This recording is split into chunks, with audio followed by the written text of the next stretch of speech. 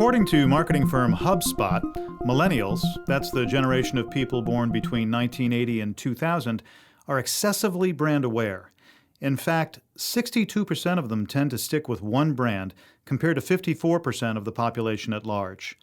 These brand loyalists feel a sense of belonging and even a shared consciousness with others loyal to the brand. And if it sounds cult-like, all the better from the brand's perspective. Harley-Davidson, Trader Joe's, Apple, they've all achieved cult status, with legions of devoted, some might even say fanatical followers. And there are lesser-known brands, Dollar Shave Club, LaCroix, Moleskine, that have tapped the same fervor. Customers of cult brands want others to know of their association because it makes them look smart or hip or healthy. Achieving cult brand status is the holy grail for consumer marketers. So should a credit card brand even dare to dream? Today we'll hear from Professor Shelle Santana about her case entitled Chase Sapphire, Creating a Millennial Cult Brand.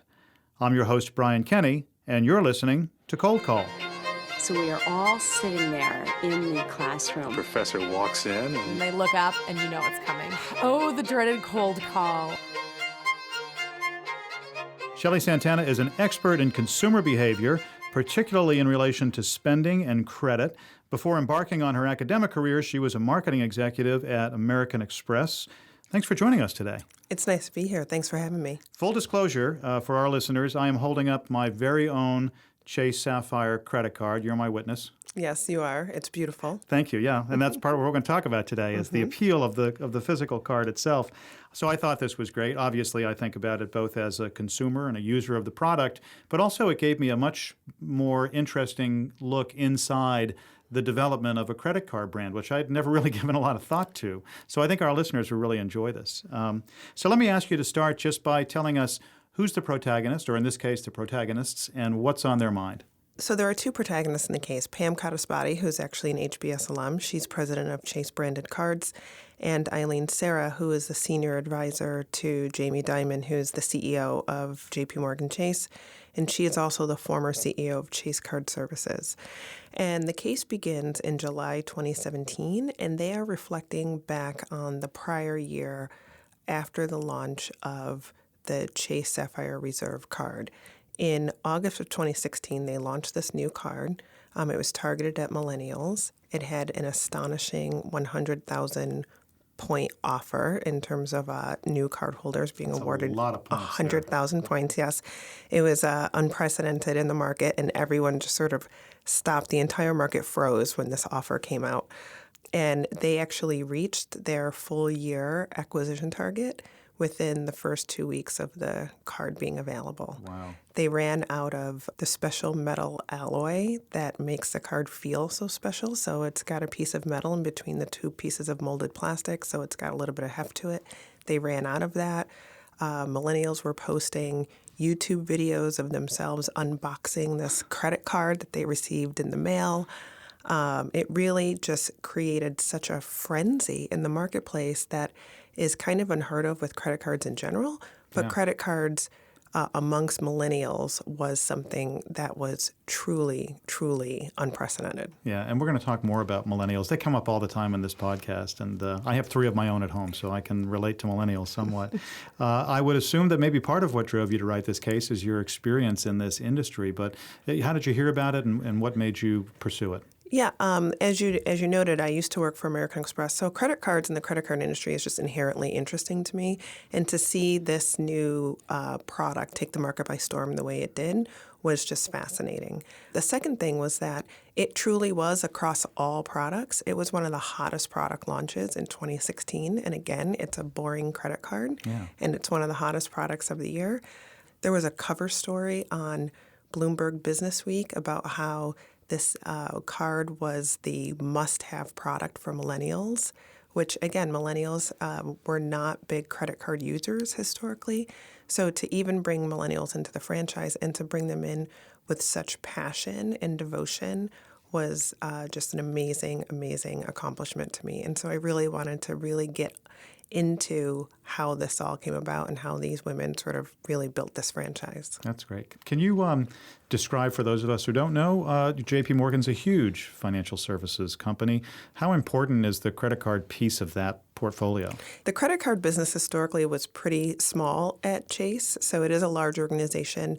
What they're probably best known for is their investment banking business. But the credit cards is part of the community and consumer banking business, which includes their 5,200 retail branches that you see when you're walking down the street. Historically, the credit cards had been very fragmented. There was a lot of co-brands in the portfolio. And what Jamie Dimon and Gordon Smith and Pam and Eileen came up with was a strategy in order to have a proprietary branded presence in this marketplace. They wanted something that said Chase, that lived up to the overall JPMorgan Chase brand, and really could resonate with consumers in a consumer way. And so this was part of a much larger strategy. This is part of what I love about the story. It's not just about a credit card. It's not just about a product launch, but it's about creating a brand. Yeah. And what is the strategy behind creating a brand and really making a branded presence in the marketplace? Yeah, and entering a pretty competitive landscape. So who else, sits in this landscape of major credit cards? In terms of the issuers, there are 6 major issuers in the credit card space. They include American Express, JPMorgan Chase, Bank of America, Citigroup, Capital One, and Discover. And these 6 issuers alone account for about 80% of all credit card sales. Wow. So it's a large industry, but it's concentrated amongst these 6. The luxury credit card market was historically really dominated by American Express. That was a domain that Amex, a segment that Amex had really sort of fenced off for itself. And they were the only ones who were offering a credit card specifically targeted for the traveler, affluent, high credit score, high earning, high spending type of customer. And the rest of the issuers are really playing in the much larger space of mass credit cards. Around mid-2000s, Citi and JPMorgan Chase in particular made a concerted effort to move upmarket into the more premium space. And that's when really sort of this competition at the high end of the market began to intensify. Yeah. We've done podcasts here on mobile wallet technology and applications. And one of the things I thought about as I read this case was, are credit cards like passe already? Is the mobile wallet going to take over this space? But the statistics that you provide in the case would seem to indicate otherwise. Yeah, so I also have a case on Apple Pay. Yeah. And mobile wallets, although they're large and growing, they're still a very small part of the overall market here in the U.S., which is just sort of interesting in and of itself. But it is growing exponentially, and it's something that credit card issuers really do worry about. But there are 2 types of sort of digital payments that concern credit card issuers, and for slightly different reasons. So one is like if you think about your desktop, your Amazon, et cetera, where you put your credit card in and they refer to it as set it and forget it, right? The importance of being top of wallet in that particular environment is so vital, right? Because people don't tend to revisit it. And then there's the other that's more of the mobile wallet, the digital pay, the Apple Pays, et cetera, where the actual image of the card comes up when you're making your payment. And so that branded experience is still really important, but credit card companies spend an enormous amount of money on just the physical look and feel of the card, the color of the card, the weight of the card, et cetera. And that's very difficult to have that transfer into a digital environment. So it is something that they definitely have an eye on. Yeah, and in this case, they clearly spent a lot of time and attention on the physical assets of the Chase Sapphire card. Yeah, that weight, just, the weight of the card is so unique and it's so special and it's such a conversation piece. How to get that kind of multi-sensory experience into a digital environment, I think, is a real challenge. Yeah. So let's talk a little bit about how they segmented the market as they thought about, who they were going to go after. And, they landed on Millennials, which I guess for them was thinking we're not competing head-to-head with American Express then if we go to the Millennials because they're not using that card. And it didn't occur to me, clearly I am not hip. Well, Chase would say that it's not just for millennials, it's also the millennial-minded. There we go. I like that. But I've been a member of American Express, too, for many, many years. And I do remember when I got that card thinking, well, this is kind of cool. I feel like I've sort of arrived. And you allude to that in the case. Yeah, they really are targeting somewhat different audiences. There's certainly some overlap. But one of the things that Chase will say is, we're not trying to replicate or displace American Express. The things that American Express are good at, they're very, very good at, and it would take a long time and a lot of money for us to try and replicate that. But there are certain things that we're very, very good at and that we can sort of pivot and really sort of put our stake in the ground with respect to the credit card market and these really attractive customers. So while they're both targeting high spending, good credit score type people and heavy travelers, the type of travelers, the type of benefits, the type of perks are very different across the two cards. And you can really see how that sort of plays out. And one of the classic examples is there's what they call point accelerators, where you get more than 1 point for a dollar spent in certain categories of spend. That's very common in credit cards. At American Express, one of the big categories is groceries, right? You get double points for groceries. Millennials do not shop at grocery stores the way people in my age bracket Or mine. shop at grocery stores, right? It's much more about Grubhub, et cetera. So being able to define dining in a more flexible way, right? To be able to define travel in a more flexible way. Travel is not just an airline ticket or a train ticket or et cetera. It could be an Uber. It could be a Lyft. It could be, anything that you sort of want it to be. So trying to really be flexible and open-minded and design a card that really is from the bottom up about this millennial lifestyle, I think was central to the success of the Reserve credit card. Yeah, you mentioned earlier that millennials aren't that comfortable with the notion of credit. Can you talk a little bit more about that? Yeah, this is a segment of consumers who really grew up in the shadow of the Great Recession and when credit was really sort of crippling a lot of people in the United States. And so in the wake of that, a lot of people reverted back to using debit cards, and a lot of millennials grew up using debit cards as opposed to credit cards in order to avoid getting in over their heads. And there really wasn't a compelling product out there specifically for them. So Chase, to their credit, they recognize that there is this segment of consumers that's high spending, they travel, they're adventurous, and we think we can put a product together that's a credit product, not a debit product, that meets their needs and that they would be willing to take a chance on us and see that we are a product that is uniquely suited for them. Yeah, and they were right. Yeah. And apparently rewards programs really do work. Imagine that. Yeah.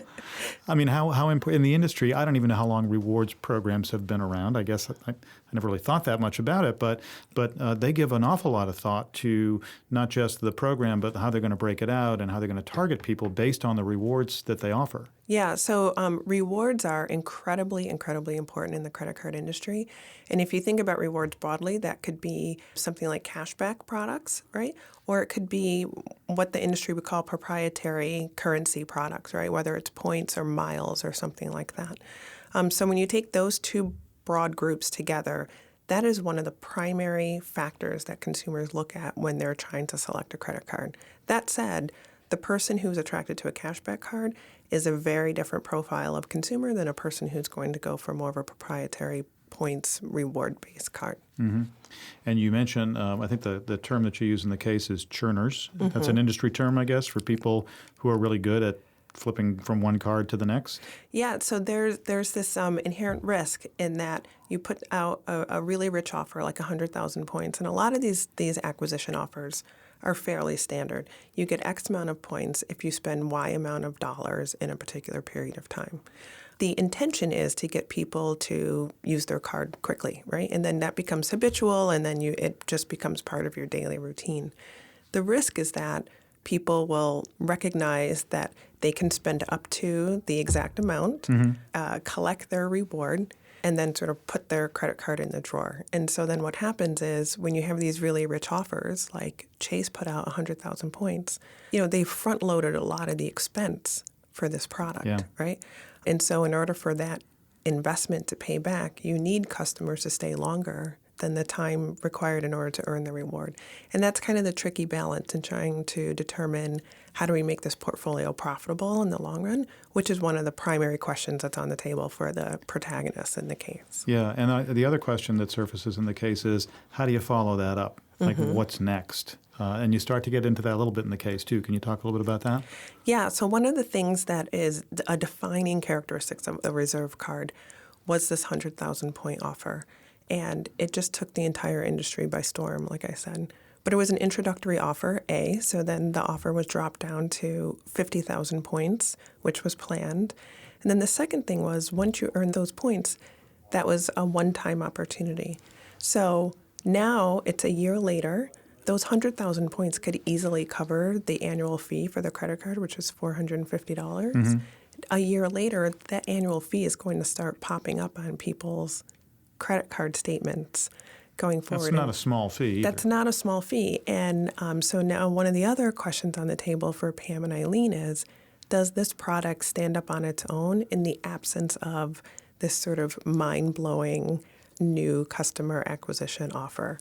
And the truth is that it really does. Even when you take that away or you strip that down to 50,000 points, it actually gave them the room to talk about all the other features and benefits on this card that are really great and truly targeted at their design target, the millennial traveling consumer. Yeah.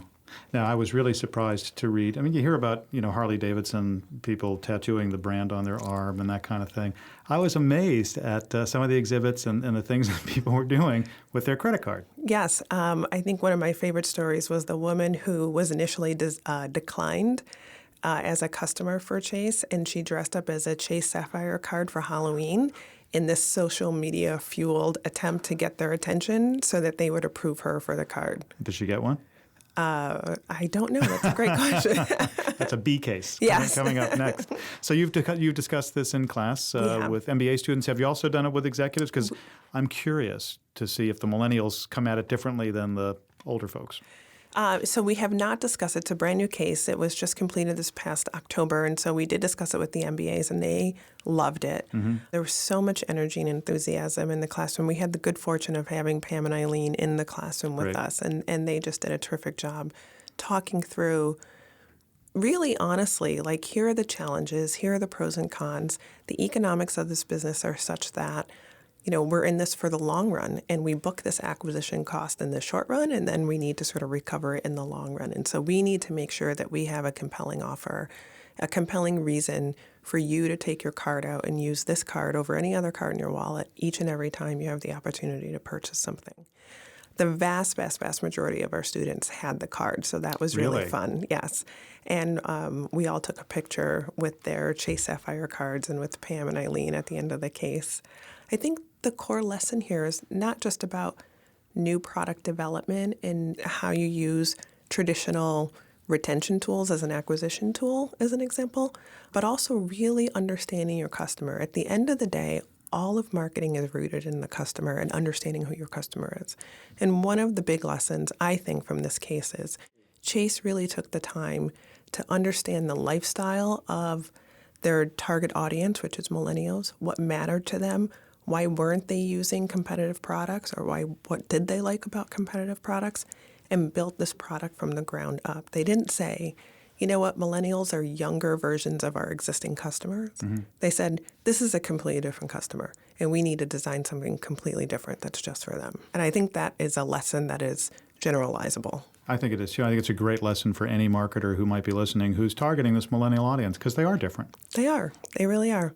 Their value systems are different. Their lifestyle is different. Their needs and wants, et cetera, are different. And there's still wisdom. People always say, like, is traditional marketing dead? Everything's going digital. The old rules of marketing are dead. And I always tell my students, the core principles of marketing are the core principles of marketing. And understanding your customer is a notion that is not dead. Yeah, it's a great lesson, Shelle. Thank you for joining us today. Thanks for having me. It was a lot of fun. If you enjoyed this episode of Cold Call, please subscribe on iTunes for more cases like this one. And while you're there, please write a review. I'm your host, Brian Kenny, and you've been listening to Cold Call.